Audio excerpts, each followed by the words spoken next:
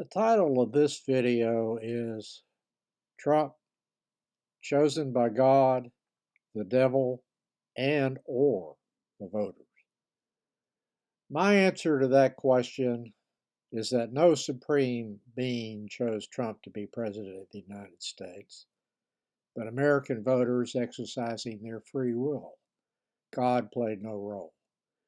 If I had to select a supreme being's involvement in Trump's election in 2016, or later this year if he wins, it would not be God. Today I'm going to talk about a New York Times article that was published earlier this month titled, quote, "The Church of Trump, How He's Infusing Christianity into His Movement." I view Trump as a modern day Elmer Gantry, a protagonist in a Sinclair Lewis novel that was published in 1926. Gantry was a pretend Christian, a master manipulator, immoral, corrupt, a hedonist and narcissist who was an evangelical preacher interested in milking his followers out of their money, and he nonetheless, despite all of those flaws, becomes a major moral and political force in the United States. I will link a video where I discussed that book in the More section below. The quotes from Trump supporters in that New York Times article that I referenced above are very common. I have heard them hundreds of times, if not thousands of times. I'm not questioning the sincerity of persons who were quoted in that article, and some of the examples that I wrote down here, and these are quotes. He's definitely been chosen by God. God gave us Trump. And at a Trump rally in South Carolina last February, a pastor prayed for God to intervene against Trump's political opponents who were, quote, trying to steal, kill, and destroy America, end quote.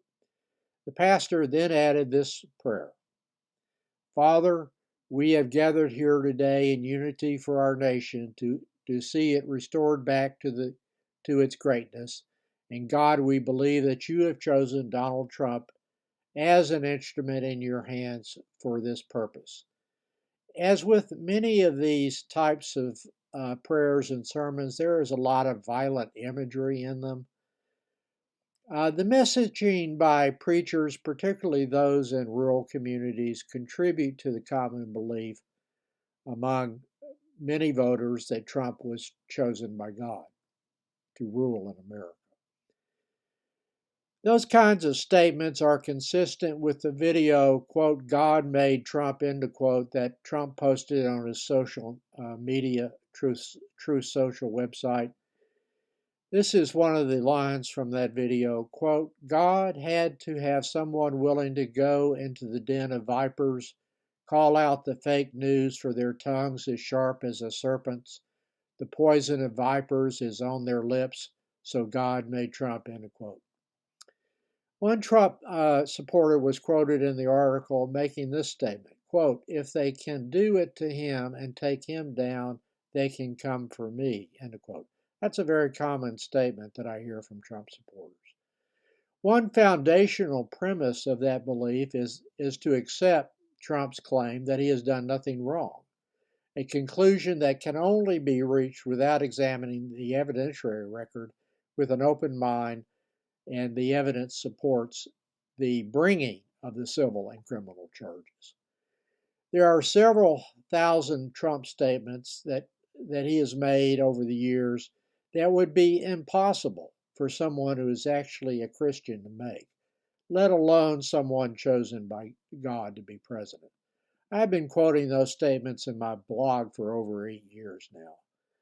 And it is a bit strange for God to choose someone who made over 30,000 false and misleading statements as president, as documented by the Washington Post.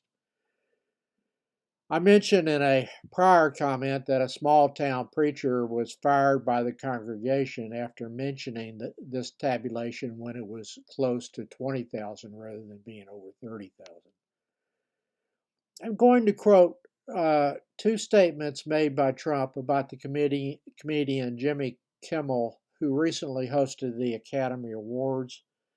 Trump posted a derogatory comment about Kimmel during the live show, and Kimmel read Trump's statement to the audience. Everybody laughed at Trump, and that made the extremely stable genius really mad. This was Trump's message to Kimmel that he read in part. Quote, "Has there ever been a worse host than Jimmy Kimmel at the Oscars? His opening was that of a less than average person trying too hard to be something which he is not and never can be. Get rid of Kimmel and perhaps replace him with another washed up but cheap ABC talent, George Sloponopoulos. He would make everybody on stage look bigger, stronger, and more glamorous. Also, a really bad politically correct show tonight, and for years disjointed, boring, and very unfair. Why don't they just give the Oscars to those who deserve them?